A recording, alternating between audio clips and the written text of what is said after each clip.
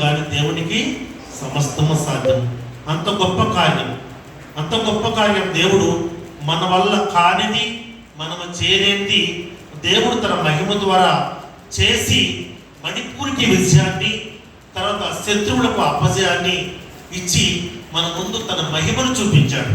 కాబట్టి ఈ విషయంలో మనం దైవానికి కృతజ్ఞత చెల్లించుకుంటూ మరింత దేవునికి సన్నిహితులుగా, సేవకులుగా, దాసులుగా, ప్రియులుగా మారవలసినటువంటి అవసరం ఎంతైనా ఉన్నది.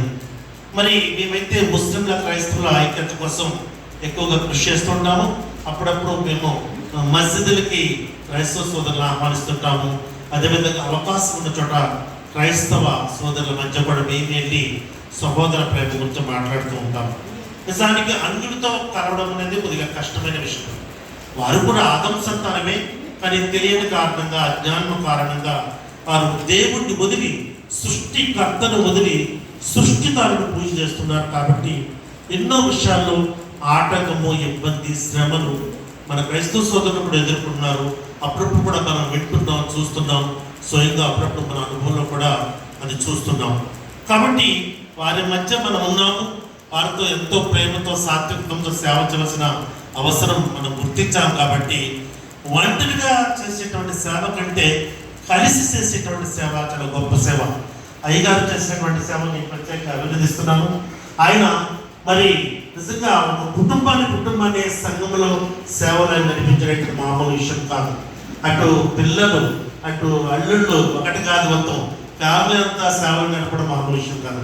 సహజంగా పిల్లలు పుట్టగానే మంచి ఉద్యోగము, పెద్ద వ్యాపారము, ఏదైనా కావాలని ఆశించడం, మాటి దేవుని ఎందుకు వచ్చి ఉద్యోగం కావాలనో, వ్యాపారం కావాలనో ప్రార్థన చెయ్యమని చేయించుకుంటూ జీవిస్తున్నటువంటి సమాజంలో మనం ఉన్నాం. కానీ నా కొడుకు, నా కూతురు, నా కోడలు, నా ఫలన వారు దేవుని సేవలు కావాలని, దేవుని సేవలోనే ఎదగాలని ఆశించవలసిన తక్కువ ఉంటారు. నిజంగా దేవుని సేవను మనం కోరుతున్నామంటే మనం అన్ని అడుగుతున్నట్టు. నిజంగా మనం ఏదో ఒకటి అడిగితే ఉద్యోగం, వ్యాపారం అని ఒకటి మాత్రమే అడిగినట్టు. అది ఫుల్ఫిల్ కాదు. దేవుని సేవ, దేవుని ప్రేమను మనం అడిగినట్లయితే మనం సమస్తాన్ని అడిగినట్లే.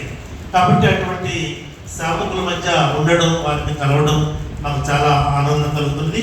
మరి ఇచ్చిన సమయం కూడా చాలా తక్కువే. కాబట్టి మిత్రులు ఇప్పుడే చక్కగా సేవకులు తన సంఘాన్ని ఎలా కాపాడాలి అని ఇది నాకు చాలా సంతోషం కలిగింది. మిత్రులు ఒక వాక్యం నేను ప్రధానంగా చెప్పదలసిన ఏంటంటే, ఇప్పుడు మనం చదువుతున్నటువంటి వాక్యాలే. అదేంటంటే, యేసు ఎక్కడ ఉంటాడో అక్కడ మరణం ఉండదు. యేసు